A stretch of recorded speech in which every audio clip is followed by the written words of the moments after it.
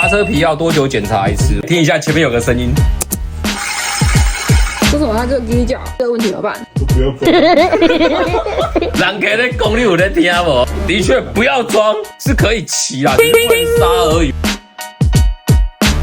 哦，它的刹车皮，看一下这里碟盘，它都已经磨到有点受损。为什么会产生异音？大家看一下刹车皮的底板，铁磨铁，它就会产生这样子的异音。但刹车皮去压这个铁盘，就不会产生那个异音。所以当我听到异音的时候，一定要注意，就是你的刹车皮没了。刹车皮要多久检查一次？5000到1万公里，我进场做个基本的健检。建议大家提早换刹车皮，不然磨损到一定的凹痕，就要连碟盘一起换。家咧徛性命爱狗，不是伊的性命爱狗，是别人的性命爱狗。大家先甲开个。彼得渐渐到很深，我在万华等你来。